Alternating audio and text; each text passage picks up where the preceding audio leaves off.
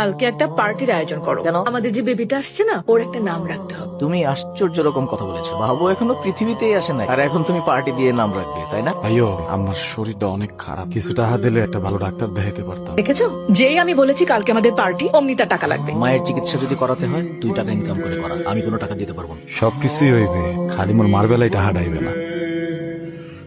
Party arrange করার জন্য thank. আমাদের বেবির নাম তোমার আর আমার নামের সাথে মিলিয়ে রাখ। ওষুধটার সময় হয়েছে ওরকম মা আম্মা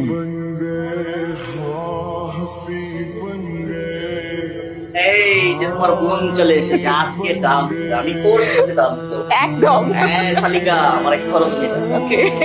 আপনি কি মানুষ? আপনার মা বিনা চিকিৎসায় মারা গিয়েছে আর আপনি এখানে পার্টিতে ডান্স করছেন? শালিকা মজা করাটা থেকে আসলাম। আপনার মা আসলে মারা গিয়েছে। আম্মা আম্মা এই খবরদার, তুই মোর মার গায়ে হাত দিবি না। তুই না অফিসার, হ্যাঁ? এই তো তোর বাড়ির চাকরানি। আজ তো গিরবি নেই জায়গায়। যা, তুই পার্টি দে যা। তুই যদি মোর আম্মার গায়ে এক ফের হাত দিস, তো খারাপ হয়ে যাবে। আম্মা এইভাবে চলে যাবো আমি বুঝতে পারি না। বিশ্বাস করো ভাই, 2 দিন ধরে আম্মার সাথে আমার বুকটা জানি কেমন করতেছে।